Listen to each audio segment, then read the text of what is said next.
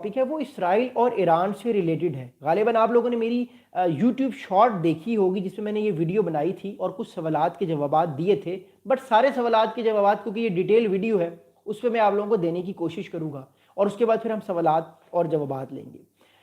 अब नेतन्याहू जो हैं इसराइल के इस टाइम जो प्राइम मिनिस्टर हैं नेतन्याहू साहब, वो अगले हफ्ते यानी 28-29 दिसंबर को अमेरिका जाने वाले हैं और अमेरिका में उनकी मुलाकात अमेरिकन प्रेसिडेंट डोनाल्ड ट्रंप से दोबारा होगी। ये 6-7 दिन बाद वो जा रहे हैं अमेरिका, उनकी मुलाकात अमेरिकन प्रेसिडेंट डोनाल्ड ट्रंप से दोबारा होगी।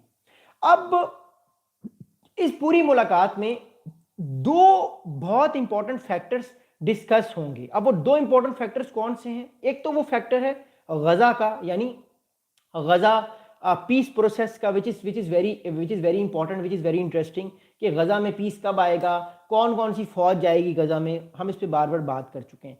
लेकिन दूसरा बड़ा इंटरेस्टिंग फैक्टर ये है कि इस टाइम एक्सियस जो कि एक इंडिपेंडेंट मीडिया आउटलेट है, एनबीसी जो कि इंडिपेंडेंट अमेरिकन मीडिया आउटलेट है, वो ये कह रहे हैं कि उनको अमेरिकन और इसराइली सोर्सेस ने ये बताया है कि इसराइल के प्राइम मिनिस्टर नेतन्याहू साहब जब मिलेंगे ट्रंप साहब से अगले हफ्ते, तो वो उस मीटिंग में एक प्रपोजल देंगे अमेरिकन प्रेसिडेंट डोनाल्ड ट्रंप को, और वो प्रपोजल ये होगा कि क्यों ना अमेरिका और इसराइल मिलके ईरान पे एक बहुत बड़ा हमला कर देते हैं, ईरान पे बहुत बड़ा अटैक कर देते हैं। अब जरा इस बात को समझिएगा। अब जो इस टाइम अमेरिकन हैं उनका क्या मूड है? इस टाइम अमेरिका इस टाइम ईरान पे हमला नहीं करना चाहता, बिकॉज अमेरिका ऑलरेडी चाइना और वेनेजुएला या साउथ अमेरिका में इस टाइम अपनी जो मिलिट्री बिल्डअप है वो कर रहा है, ताकि उसको जो थ्रेट है कि रशिया और चाइना का जो इस टाइम इन्फ्लुएंस इस टाइम लैटिन अमेरिका में आया है उसको कम किया जाए, और अमेरिका दोबारा से प्री मॉनरे डॉक्ट्राइन ईरा में जा चुका है, जहां पे उसको अपने दोनों हेमिस्फेयर में वेस्टर्न और जो वेस्टर्न हेमिस्फेयर है जहां पे उसको अपनी हेजेमोनी कायम करना बड़ा जरूरी है। इसराइल लेकिन बार बार ये जिद कर रहा है अमेरिका से, इसराइल बार बार ये अमेरिका को कह रहा है कि भाईजान देखिए, ईरान अपना बैलिस्टिक मिसाइल जो है वो भी बना रहा है, प्लस इस टाइम वेस्टर्न इंटेलिजेंस और इसराइली इंटेलिजेंस की जो ऑफिशियल्स हैं वो ये कह रहे हैं कि जो वेस्टर्न ईरान है, जो ईरान का वेस्टर्न इलाका है, वहां पे इस टाइम अनयूजुअल इस्लामिक जो रेवोल्यूशनरी गार्ड कोर, यानी जो इस्टेब्लिशमेंट है ईरान की, या जो ईरान की मिलिट्री है, उसकी बहुत ज़्यादा अनयूजुअल एक्टिविटी परफॉर्म हो रही है। वो नॉर्मली बिहेव नहीं करे, उनकी एक्टिविटी बहुत अनयूजुअल है। अब मैं आपको ये सारा सिनेरियो समझाने की कोशिश करता हूं ताकि आपको ये चीज़ इजीली समझ आए और हम इस बात को आगे लेकर जाएं। मैं आपको इससे पहले इस बात को समझाऊं कि बेसिकली इसराइल इस टाइम क्या चाहता है। मैं आपको कुछ मैप्स दिखा के कुछ बड़े इंटरेस्टिंग फैक्ट्स बताना चाहता हूं इस टाइम ईरान के हवाले से, और ख़ास तौर पे इस टाइम आने वाले टाइम पे ईरान चीज़ों को कैसे लेकर जाएगा, ईरान के पास इस टाइम कौन कौन से ऑप्शन हैं, और ईरान की जो मिलिट्री कैपेबिलिटीज़ है वो कितनी है। लेकिन उससे पहले मैं आपको कुछ मैप्स दिखा के कुछ बहुत इंटरेस्टिंग जो है वो फैक्टर्स बताना चाहता हूँ, because maps are very important and we have to understand a lot of thing with the help of maps, which is very important. Okay, so let me show you a very interesting thing and then हम अपनी बात को आगे लेकर चलते हैं। Okay, मैं आपको पहले ईरान का एक बड़ा मैप दिखाना चाहता हूं और उसके बाद फिर मैं आपको एक क्लोजअप मैप दिखाना चाहता हूं कि ईरान और इसराइल के दरमियान जो मामला चल रहा है उसमें इसराइल क्यों परेशान है ईरान को लेके, और क्या ईरान की Islamic state revolutionary Guard core की तरफ से कोई अनयूजुअल एक्टिविटी परफॉर्म भी हो रही है, या ये सिर्फ सब हॉक है। But let me tell you one very important thing. Okay, so this is a very interesting thing to understand. ये इसराइल है और ये इस टाइम ईरान है। ओके, अब हमने देखा 12 दिन की जंग हुई। 12 दिन की जंग में क्या हुआ? 12 दिन की जंग में ये हुआ, ये मैप आप देखिएगा। 12 दिन की जंग में ये ईरान के सारे, ये ईरान का वेस्टर्न इलाका है सारा, ये जो सारे आप देख रहे हैं ये वो इलाके हैं, ये ईरान की मिसाइल साइट्स हैं।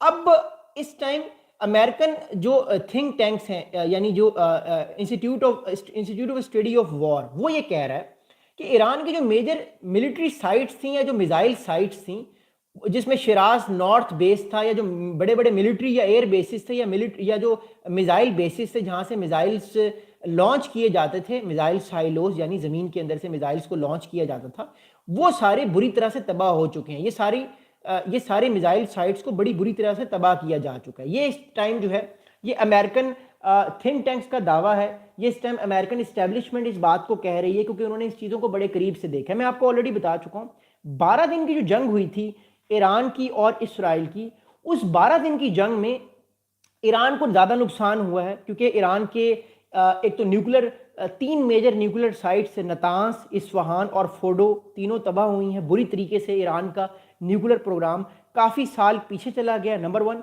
Second interesting thing is that Iran के जो साइंटिस्ट थे उनको मारा गया है 12-13 जून की रात को, उनको असैसिनेट किया गया है। फिर जो ईरान के जो सुप्रीम लीडर हैं अली खामनाई साहब, वो भी छुपे हुए थे, क्योंकि डर ये था कि कहीं उनको भी एलिमिनेट ना कर दिया जाए, क्योंकि अमेरिकन और इसराइल के जो ऑफिशियल्स थे वो ये कह रहे थे कि उनको ये पता है कि कहाँ पे कोऑर्डिनेट्स हैं आयतुल्लाह अली खामनाई साहब के, कहाँ पर वो छुपे हुए हैं, यानी उनके पास इतनी एक्यूरेट इन्फॉर्मेशन थी। बट अमेरिकन ने रोका इसराइलीज को और इसराइलीज ने अटैक नहीं किया। So that's a very important thing.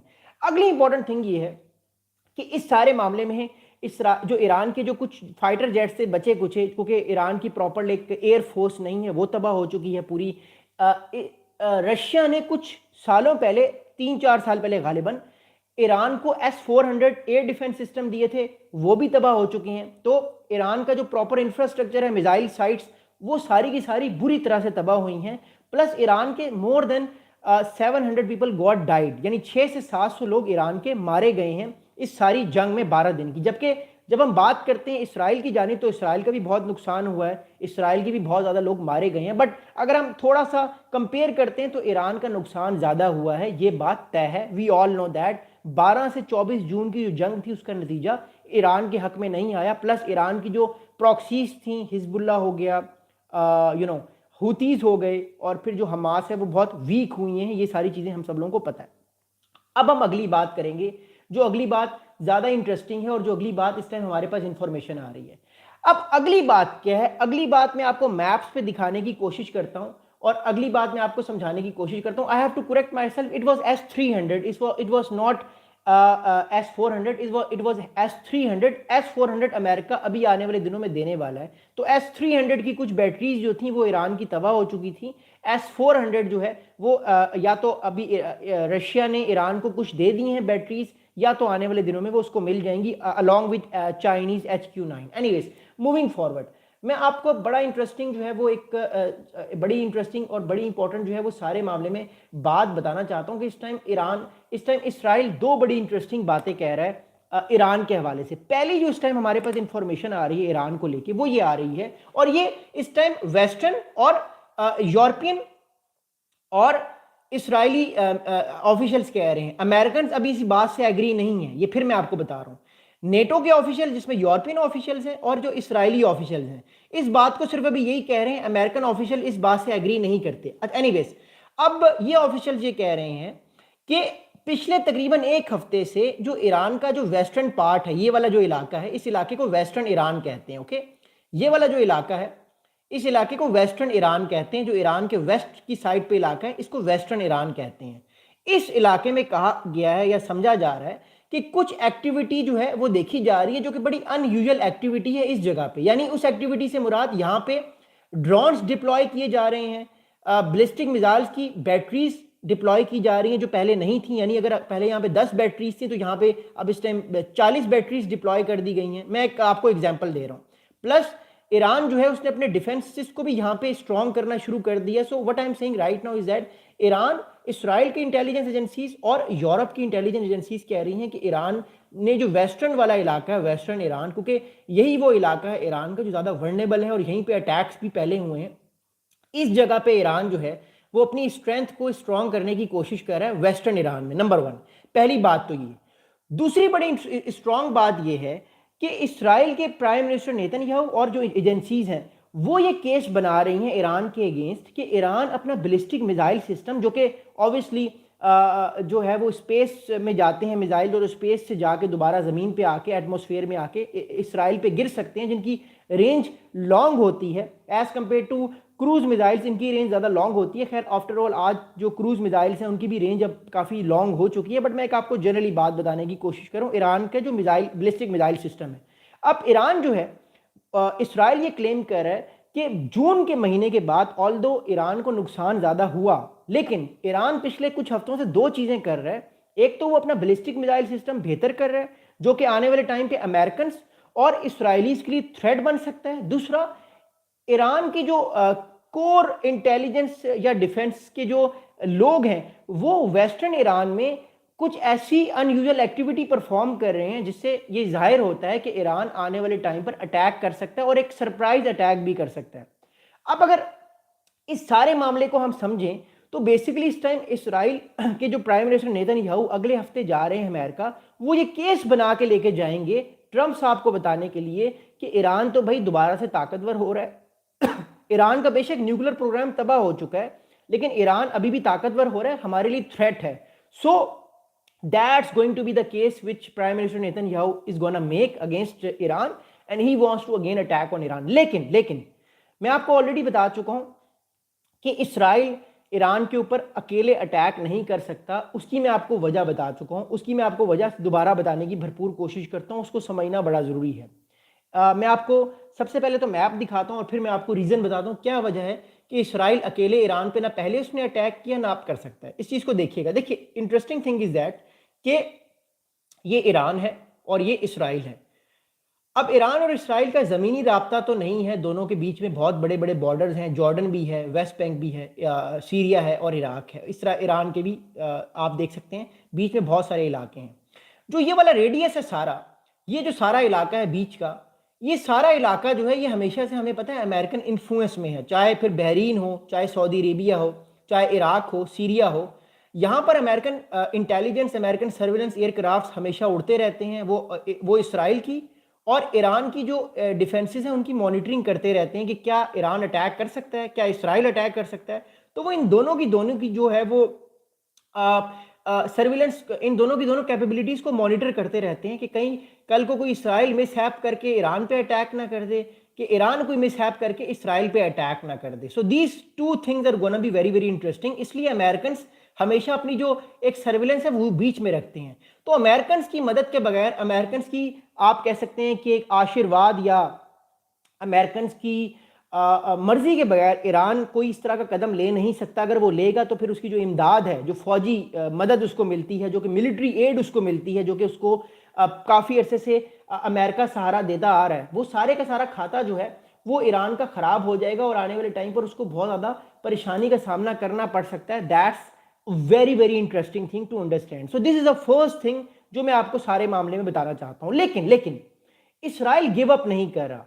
Netanyahu जो है वो चाहते हैं कि पूरे मिडिल ईस्ट में इसराइल की हेजेमोनी कायम हो और कोई इनको चैलेंज ना कर सके। इस टाइम हम सबको पता है कि जो अगर कोई इसराइल को चैलेंज कर सकता है या इंटेंट रखता है तो वो इस टाइम सिर्फ और सिर्फ एक ताकत है और वो ताकत है ईरान की। और तो बाकी जितने भी मिडिल ईस्ट के कंट्रीज हैं वो तो इसराइल के साथ बैक चैनल पे इंटेलिजेंस भी शेयर करते हैं और हमास के खिलाफ भी बात करते हैं। बल्कि वो तो ये कहते हैं कि हमास को ख़त्म होना चाहिए। बेशक पैलेस्टीन की वो आज़ादी की बात करते हैं लेकिन वो इसराइल को लेके बहुत सीरियस हैं और वो इसराइल से कोई पंगा ले नहीं सकते बिकॉज इसराइल मिडिल ईस्ट में बहुत ताकतवर मुल्क है। लेकिन जबकि दूसरी जानिब ईरान जो है वो इसराइल की हेजेमोनी या अमेरिकन की हेजेमोनी जो है वो उसको चैलेंज करता है और हमेशा उसको चेक करने की कोशिश करता है। So this is also very interesting thing कि आने वाले कुछ दिनों में आपको ये बड़ी इंटरेस्टिंगली कुछ बड़ी अहम चीज़ें जो है वो नजर आएंगी ईरान को लेके और इसराइल को लेके। अच्छा, अगली बात सुनेगा। अब अगली बात ये है कि जो इस टाइम इसराइल को कंसर्न्स है, मैं आपको पहले तो बहुत सारी चीज़ों को बता चुका हूँ लेकिन मैं अब आपको कुछ बड़ी इनसाइट्स बताना चाहता हूँ कि इसराइल के इस टाइम इंटेलिजेंस ऑफिसर्स अपना नाम बताए बगैर कुछ डिफरेंट वेस्टर्न मीडिया जो न्यूज़पेपर्स हैं उनको क्या कह रहे हैं। वो ये कह रहे हैं कि Israeli officials have grown increasingly concern that Iran is expanding production of its ballistic missile program which was damaged by Israeli military strikes this year।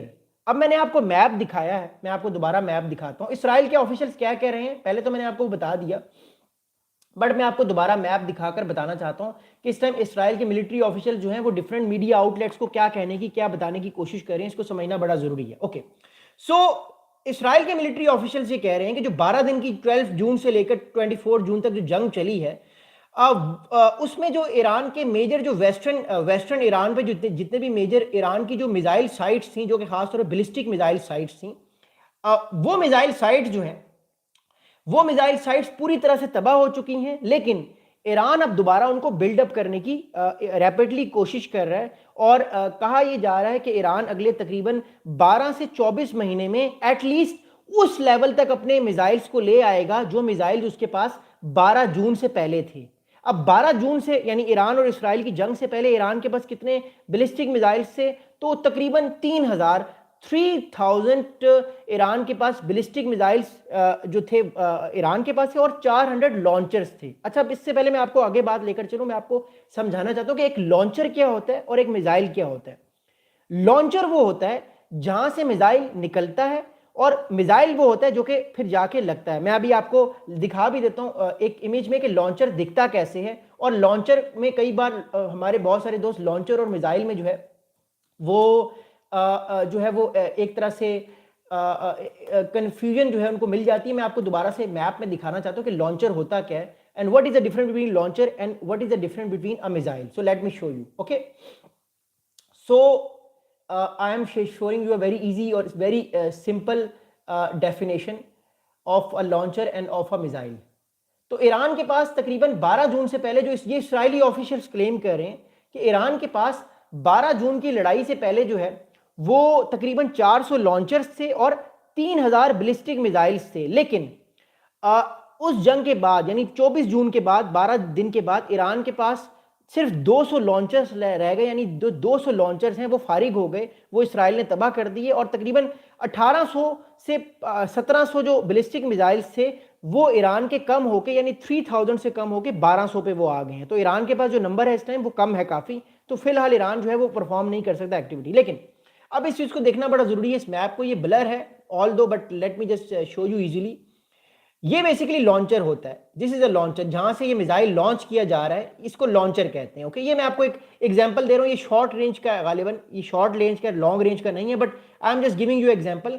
ये एक लॉन्चर है, this is a launcher. Okay, this is a launcher and this is a missile, ये जो जा रहा है। Okay, सो ये तकरीबन ईरान के 400 थे 12 जून से पहले और 24 जून के बाद ये 200 रह गए, यानी 50% जो है वो ईरान के लॉन्चर्स फारिग हो गए। और जो बैलिस्टिक मिसाइल से ईरान के 12 जून से पहले वो तकरीबन बैलिस्टिक मिसाइल जो थे वो 3000 थे, 3K, और वो अब कम होके सिर्फ 1.2K रह गए, यानी 1200 रह गए।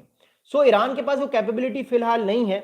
वो फिलहाल ईरान के पास वो इस टाइम इंटेंट हो सकता है, बट वो कैपेबिलिटी नहीं है ईरान की कि ईरान अटैक कर सके। ये मेरी अपनी पर्सनल असेसमेंट है और ये असेसमेंट अमेरिकन ऑफिशियल्स की भी है, जिनसे इस टाइम एक्सियस, NBC न्यूज़ और CNN के बड़े बड़े जो ऑफिशियल्स हैं उन्होंने इंटरव्यू लिया है। तो वो भी ये कहते हैं कि नहीं, हमें नहीं लगता कि ईरान आने वाले दिनों में कोई इस तरह का खाता खोल सकता है, कोई इस तरह का लड़ाई कर सकता है, बिकॉज ईरान एक डिफेंसिव पोस्चर पे है। इसराइल का पोस्चर इस टाइम बड़ा एग्रेसिव है, बट स्टिल 7 अक्टूबर के बाद हमने देखा कि इसराइल का पोस्चर एग्रेसिव तो हुआ है, प्लस इसराइल जो है वो और ज़्यादा रेलिवेंट करने की कोशिश कर रहा है और ज़्यादा स्ट्राइक्स करने की भी कोशिश कर रहे हैं इन सारे मामलात में। अगली बात सुनेगा।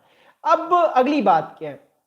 अगली बात यह है कि इसराइल वॉर्न्ड द इसराइल के ऑफिशियल्स ने रिसेंटली वॉर्न किया है अमेरिकन को कि अभी रिसेंटली जो ईरान ने एक मिसाइल्स की, क्रूज मिसाइल्स की जो या बैलिस्टिक मिसाइल्स की जो उसने पर्शियन गल्फ पे मिलिट्री एक्सरसाइजेस वो कर रहा था ईरान के और चाइना के साथ, उसके मुताबिक जो है इसराइल को ये डर है कि कहीं कल को कोई ऐसी एक्सरसाइजेस मजाक में कहीं ईरान जो है वो अटैक ना कर दे इसराइल के ऊपर। तो एक तरफ से ये शक व शुबा पाया जा रहा है इसराइल की तरफ से कि आने वाले दिनों में अगर ईरान दोबारा से कोई मिलिट्री या कोई मिसाइल्स की एक्सरसाइजेस करता है तो एक्सरसाइजेस के नाम पे कहीं वो खाता ही ना खोल दे, वो अटैक ही ना कर दे। तो इस तरह का एक मामला लगता जा रहा है। आपको याद होगा, मैं ये एग्जांपल्स हमेशा देता हूँ, 1986-87 में नवंबर 86 से मार्च 87 तक इंडिया पाकिस्तान में भी ऐसा क्राइसिस जो है वो हमें लगता हुआ नजर आया था, जब जनरल सुंदर जी जो थे इंडिया के,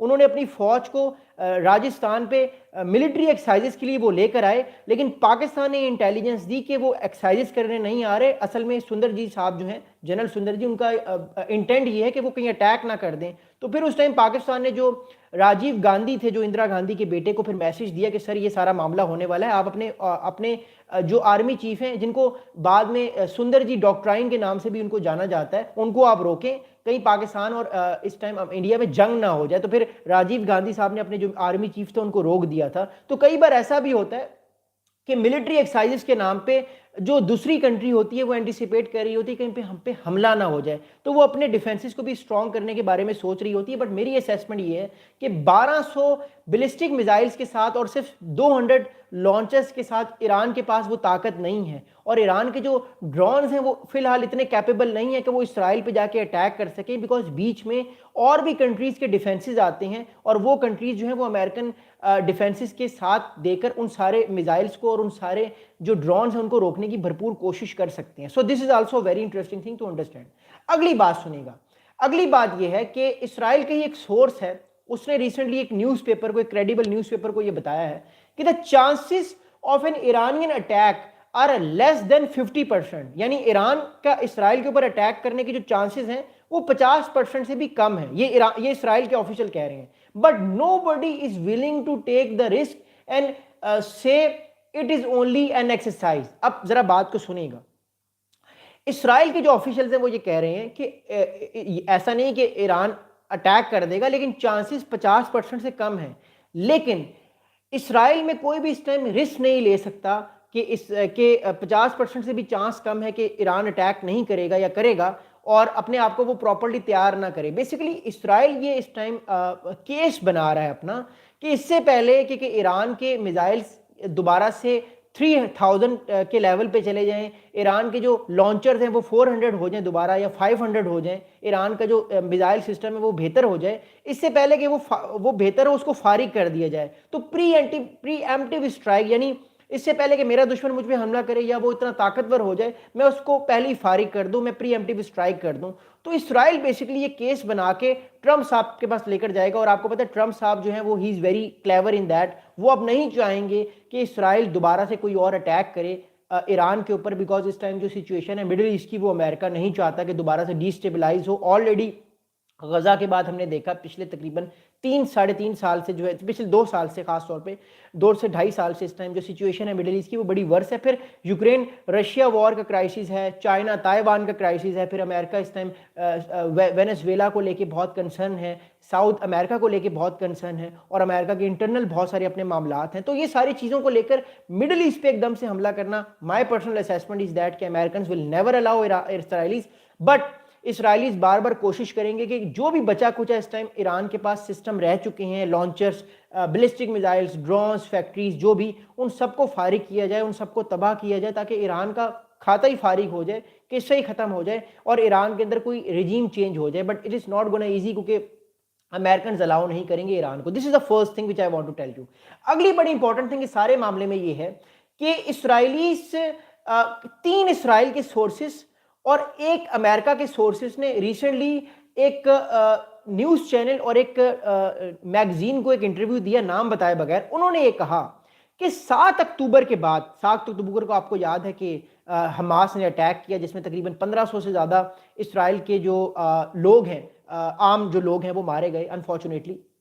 तो वो ये है कि इसराइल की तरफ से ये स्टेटमेंट आ रही है कि 7 अक्टूबर के बाद से जो इसराइल का टॉलरेंस लेवल है वो कम हो चुका है। टॉलरेंस लेवल मतलब अब कोई छोटे से छोटा अटैक भी होगा इसराइल के ऊपर तो इसराइल जो है वो उसको रिटेलिएट करेगा और इसराइल उसको ठीक ठाक तरीके से पिटाई करने की कोशिश करेगा जो कोई भी उस पर अटैक करेगा। So this what I am right now correctly saying to all of you, इस टाइम जो टॉलरेंस लेवल है, टॉलरेंस लेवल का मतलब जनरली ये होता है कि आपको कोई मारे और आप उसको इजाजत दें कि वो आपको मार दे हल्का सा भी, लेकिन जब कम टॉलरेंस लेवल हो तो कोई आप पर शाउट भी करे तो आप उसकी गर्दन तोड़ दें। सो this is what currently right now it is कि इसराइल को हल्का से भी शुबा होता है कि उस पर कोई अटैक करने के बारे में सोच भी रहा है या कोई बयान भी दे रहा है तो एकदम से इसराइल जो है वो उसके खिलाफ अपने जो गार्ड्स है वो एक्टिव कर लेता है, खासतौर पे 7 अक्टूबर के बाद जब से जो है वो हमास ने अटैक किया था इसराइल के ऊपर। So that's a very important thing. अगली सारी बात, इस सारे मामले की समझना और अंडरस्टैंड करना बड़ा ज़रूरी है क्योंकि उसके बाद अगला टॉपिक इससे भी बड़ा इंटरेस्टिंग है। वो ये है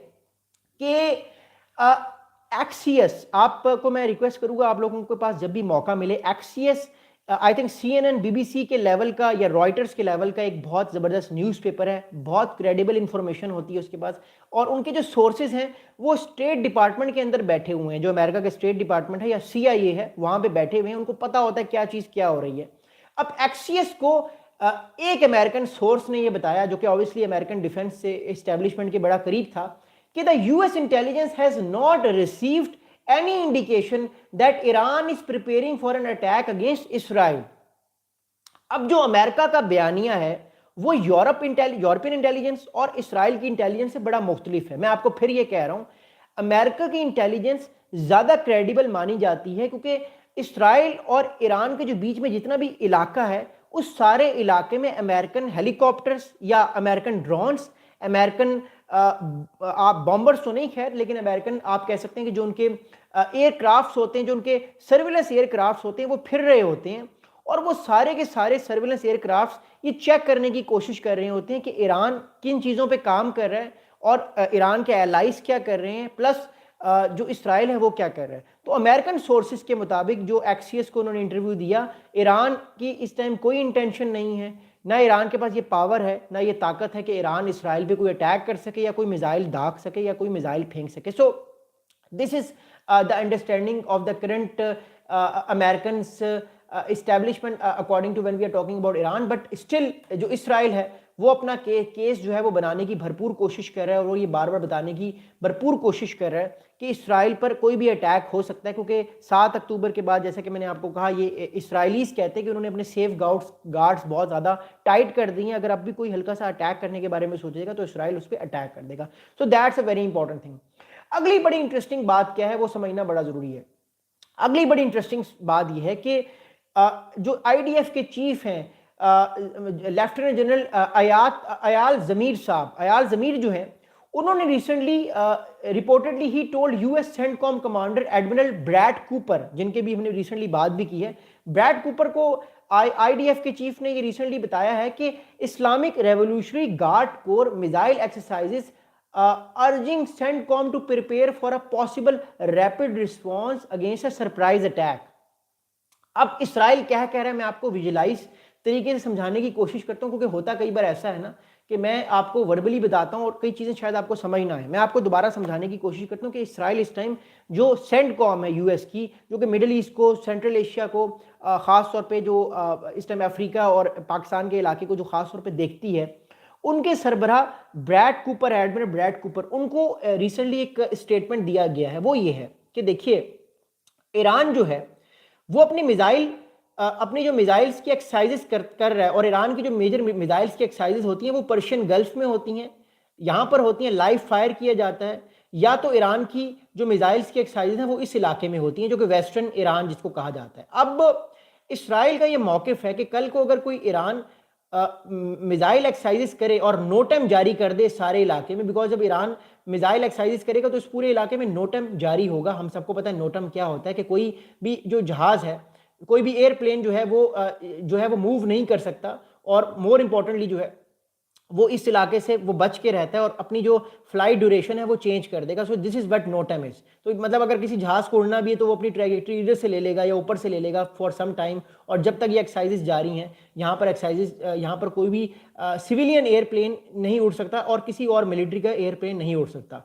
इसराइल ये कह रहा है कि जब भी ईरान को इस तरह की मिलिट्री एक्सरसाइजेस करेगा तो एक्सरसाइजेस के नाम पे वो कर तो एक्सरसाइजेस रहा होगा, लेकिन दूसरी तरफ से वो बाकी सारे इलाके को साफ कर देगा कि यहाँ पर कोई सिविलियन एयरप्लेन नहीं उड़े, ताकि वो अपने अटैक्स जो है वो एकदम से इनिशिएट कर दे सरप्राइजिंगली इसराइल के ऊपर। तो इससे पहले कि कोई अटैक हो, अमेरिकन को अपने जितने भी डिफेंसेस हैं उनको स्ट्रॉन्ग करना पड़ेगा कि कहीं खुदा ना ख्वास्ता कि ईरान की तरफ से कोई एक्सरसाइजेस के नाम पे कोई बहुत बड़ा अटैक ना आ जाए। सो this is a very interesting thing which Israel is saying right now, कि ईरान अगर कोई एक्सरसाइजेस करता भी है तो वो एक्सरसाइजेस बड़े गौर से देखना जरूरी है। कल को कहीं ईरान एक्सरसाइजेस के नाम पे पूरी तैयारी के साथ ना आ जाए और वो खाते ही ना खोल दे मिडिल ईस्ट पे, अमेरिकन बेसिस को पहले तबाह करे और उसके बाद फिर जब अमेरिकन बेसिस तबाह हो जाए, सारे के सारे अमेरिकन बेसिस न्यूट्रलाइज हो जाएं, तो फिर ईरान को कोई रोक नहीं सकता। ईरान इजीली जो है वो इसराइल पर अपने मिसाइल दाग सकता है जितने भी उसके पास हैं। सो ये इसराइल की सोच है, बट मैं फिर भी समझता हूं कि 1200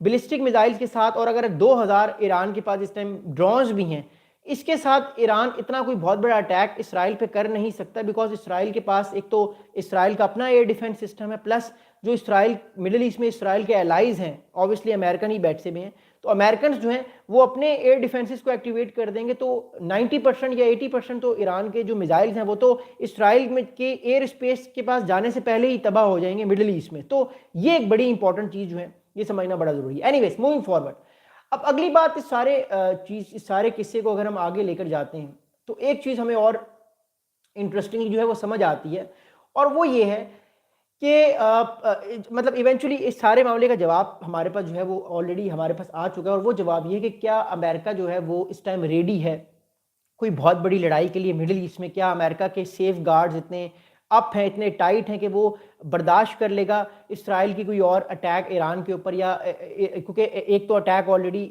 इसराइल ने ईरान पे कर दी है, और अमेरिकन के मुताबिक ईरान का न्यूक्लियर प्रोग्राम बुरी तरह से तबाह हुआ है। हम सबको पता है कि वाकई बुरी तरह से तबाह हुआ है, कई साल पीछे जा चुका है ईरान का न्यूक्लियर प्रोग्राम, प्लस ईरान की जो एयर फोर्स थी वो तो बिल्कुल ही तबाह हो चुकी है। So Iran is not capable to attack on Israel currently, but Israel ये बार बार कहता आ रहा है कि क्योंकि रीजन में Iran is only the country जो इसराइल को चैलेंज कर सकता है, तो वो उसके लिए थ्रेट है। सो इसलिए इसराइल जो है वो इस तरह के मामलात कर रहा है। मेरा पर्सनल एनालिसिस ये है कि आर्गूमेंट होगा 28-29 दिसंबर को ओवल ऑफिस में, डोनाल्ड ट्रंप की तरफ से शायद नेतन्याहू को कोई झड़क मिल जाए, कोई डांट पड़ जाए, बिकॉज ट्रंप इस टाइम किसी भी मूड में नहीं है कि ईरान पे अटैक हो। He is a very unpredictable guy, but the way we know him, but the way I analyse him personally, I don't think so कि वो कोई ऐसा बहुत बड़ा अटैक इनिशिएट करने के लिए इसराइल को इजाज़त देंगे, या इसराइल को ये कहेंगे कि ठीक है अटैक कर दो, खाता खोल दो। I personally don't think so, but ये तो चीज़ हमें वक्त ही बताएगी। But still it is very interesting to understand कि इसराइलीज इंटेलिजेंस पर